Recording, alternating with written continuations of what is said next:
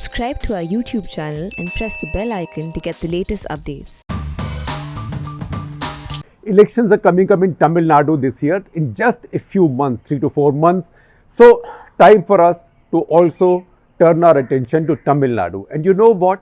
If the beauty of India or the mystique of India lies in its diversity, then the challenge of understanding India's politics also lies in its diversity.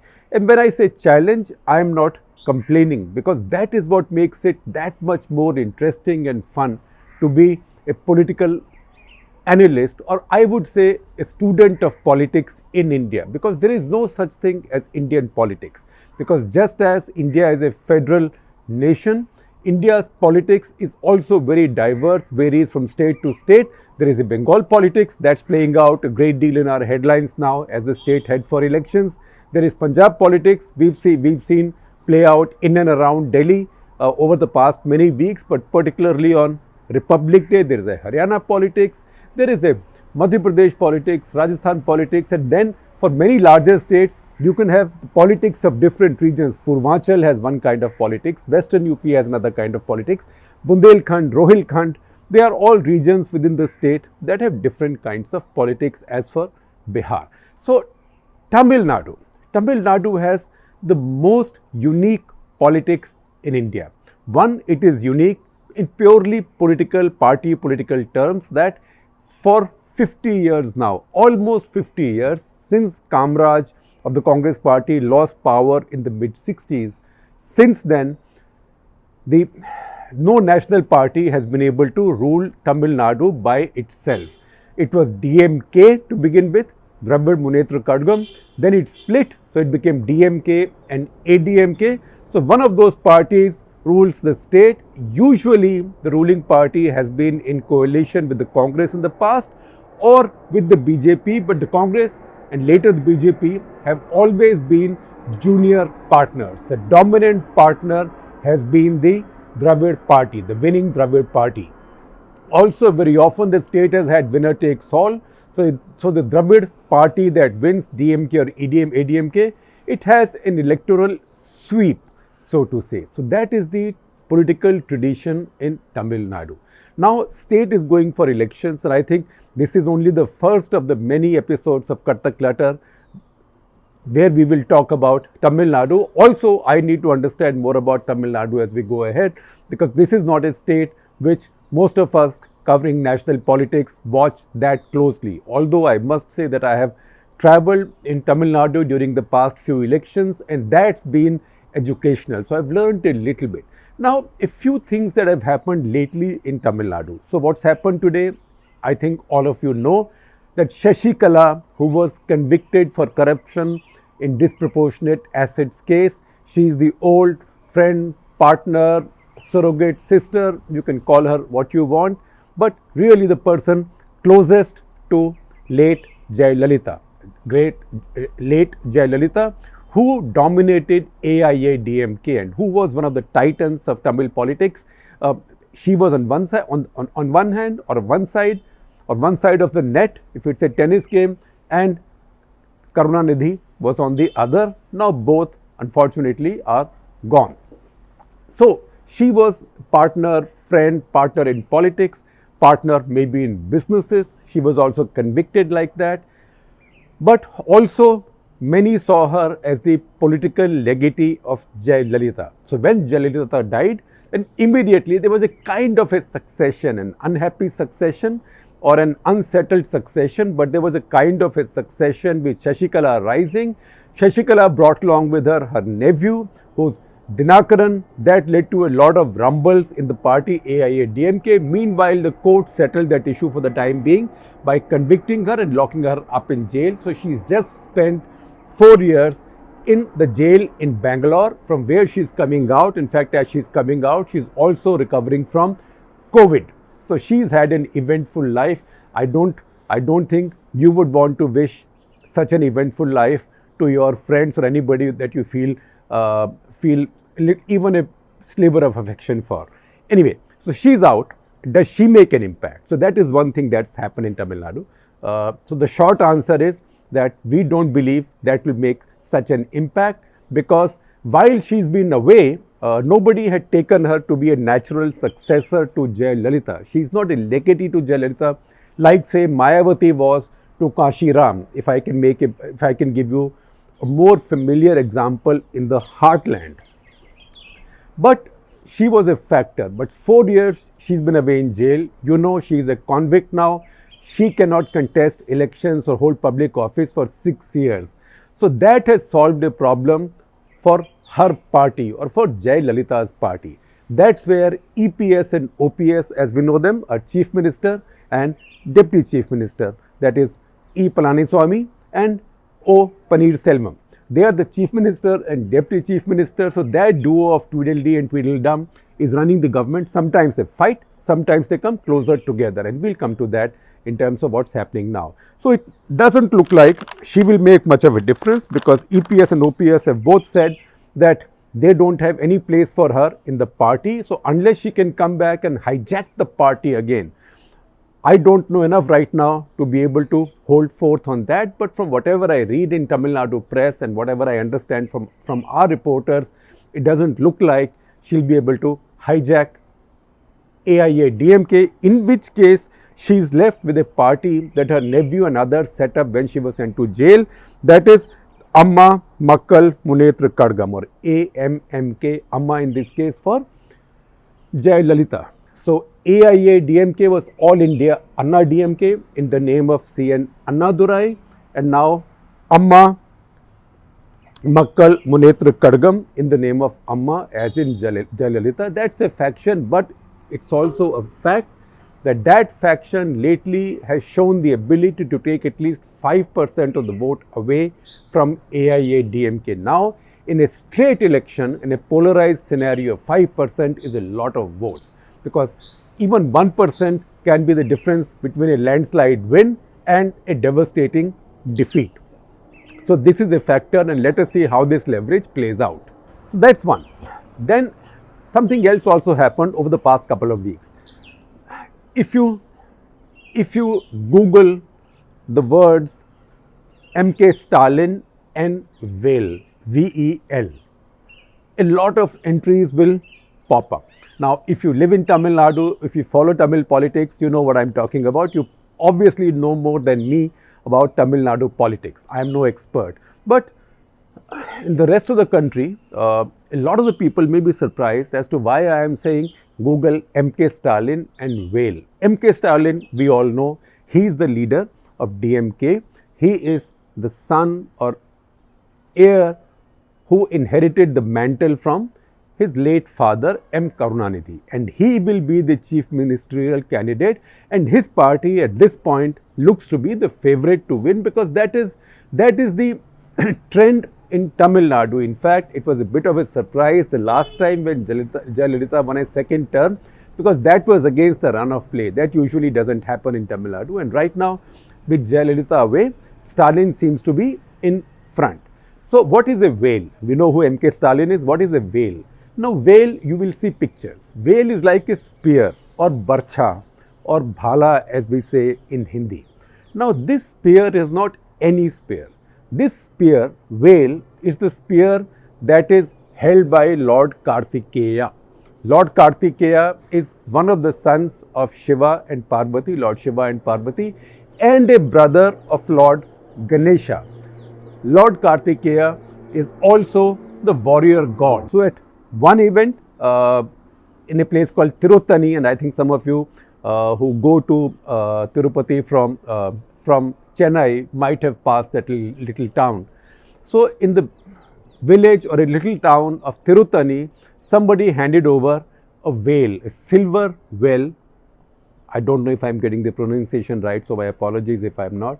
A well or well to MK Stalin, and MK Stalin held it up, and that became a big story. Why did it become a big story? Therein lies another of those nuances and diversities of Indian politics and Tamil politics, because DMK politics, Dravid politics, whether it's DMK, ADMK, or their parent, the united DMK, the original DMK, or its parent, Dravid Kadagar, for them, atheism has been a part of their central ideology, atheism, rationalism. They were a party of iconoclasts, of what is called as in Urdu, but shikans, people who break idols. So they were a party of idol breakers, both ideologically, politically, but also physically. Now, for somebody who's carrying on the mantle of the leading Dravid party in Tamil Nadu to be carrying a religious symbol becomes a big story, because that then becomes a bit like, oh, so DMK is owning up to religion, which its founders had discarded. In fact, the founders of DMK were rationalists who had discarded not just Hinduism but any religion whatsoever. And I will talk a little bit more about that as we go ahead. So in this case, Stalin was holding it. Stalin's people are saying, what could he do? Somebody handed it over to him. But nobody buys that. Nobody takes it at face value. Why? Because before Stalin holding the will came BJP with Vetrivel. So what is Vetrivel? Vetrivel, as I understand, is the expression for the victory spear. That means Lord Kartikeya's victory spear. So well is a spear, Vetrivel is a victory spear, or a spear of a warrior, or maybe I am not getting the nuance exactly right, but more like a victory spear. So BJP decided to launch a Vetrivel Yatra, which is a victory spear yatra through Tamil Nadu. Why did the BJP do that? Because BJP found, as the election was coming closer, the EPS and OPS led ADMK had dissensions. EPS and OPS were fighting with each other. There were chances of some divisions there, and BJP thought they could run a knife through those cracks there. Why not? This is politics. Nobody is doing charity there. This was also the time when Rajnikant seemed willing to come in and join politics, and with the BJP's mascot come leader in Tamil Nadu. So the BJP thought, with AIA-DMK divided like this, they thought they had an opportunity, one, to strike out on their own with Rajnikant as the leader, and if that wasn't good enough, then the ideal thing for them would have been to use that leverage to get a much larger share of seats than the EPS, OPS divided ADMK. So they decided to launch this Vetrivel Yatra, a bit like a Yagna or whatever you might call it. So they were going to ride religion or a kind of Hindutva in Tamil Nadu also, a Tamilized Hindutva, riding the popularity of Lord Kartikeya, who in Tamil Nadu in the south is called Lord Murugan. So this was the Murugan Vetrivel Yatra. Now that Yatra got AIA-DMK quite nervous. So much so that at some point they stopped that Yatra. They stopped their Yatra, and there are many excuses available right now, from law and order to COVID. They stopped that Yatra, and it so happened that meanwhile Rajnikant fell sick, and he said he is not joining politics. You know what he said? He said, God, this is a warning from God. So God again made an appearance in that event as well. And there's a reason why we are going, we keep going back to God in this case. It's a loaded reference, and I will tell you why. So the BJP now is saying, the leader of the BJP also, he's called Mr. Murugan, and sometimes it can be confusing when you're researching it. So he says that, look, why is Stalin holding Lord Murugan's well now? He's doing it because we were running this Vetrivel Yatra. So now we've got DMK also to embrace religion. Now that is the aspect that we are talking about today in greater detail, or that's where we are focusing. We are not focusing on who's winning, who's losing, who's ahead, who's behind. That story will play out once we know what the alliances are, because chances are that even now BJP will have some kind of an alliance. With AIA-DMK going ahead by itself, the BJP has very little chance of making any impact in Tamil Nadu. It's a rare state in India where no national party has made any impact, as I told you, for more than 50 years, about 55 years. Now, God is very important, and the reason we say this is a loaded reference to God in this episode of Katta Clutter, to understand that I have to take you to Kanchipuram. Kanchipuram, as you know, is a town where the old mutt is, where the Shankaracharya of Kanchi lives, and from there the Shankaracharya gives his sermons and also gives out his advice. And the closest thing that Hindu culture might have to a papal bull or an ecclesiastical bull or an order from the clergy. Now, I have to be very careful saying those things because these are sensitive things, and one thing I don't understand well is religion, even my own. Also, my religion is very forgiving, so I don't have to remember any scriptures or remember any specific lines, etc. But I can tell you that this is one of the preeminent sort of pithas of Hinduism. Now, if you go to Kanchipuram, it's also known for its saris, for sure, for its silks. When you go to this little corner of Kanchipuram, or like a little square, where you have this temple where the Shankaracharya lives, adjoining that is also a mosque, a very large mosque, and very often you can hear the jugalbandi of the mantras from the chanting from the temple, and also calls for azan from the masjid. But what is more interesting is that facing these two, facing the temple, this preeminent temple and the large mosque, is also the bust of a man called Periyar, a man popularly known as Periyar, although his name was Erode Venkatappa Ramaswamy. He was a great rationalist and iconoclast. He is facing these two shrines, and under his bust you find this inscription, and I will read this inscription for you. It is, "There is no God, there is no God, there is no God," 3 times over. There is no God, there is no God, there is no God. The inventor of God is a fool. The propagator of God is a scoundrel. The worshipper of God is a barbarian. Now, only in India, that's why I said, you love India for our diversity. We love our country for our diversity. Only in India, you can have a Shankaracharya, a mosque, home of a Shankaracharya, a mosque, and its greatest rationalist of all times facing them like this. In fact, there were orders earlier by the state government to remove this statue or this bust, but Madras High Court restored it. So next to the bust also is an inscription on a stone giving the order of the Madras High Court, saying that this is a man's opinion. So that opinion can be stated. There is freedom of expression in this country. Now, Periyar was the founder of Tamil rationalism or atheism or the Dravid movement. Now, once again, we are such a fascinating country. So, Periyar was somebody who was born in 1879, that is 4 years after Gandhi, 16 years before Nehru. In 1919, he joined the Congress party. 1919, just for a reference, is also the year of the Jallianwala Bagh massacre. 1919, he joined the Congress party. In 1925, he left the Congress party. Why did he leave the Congress party?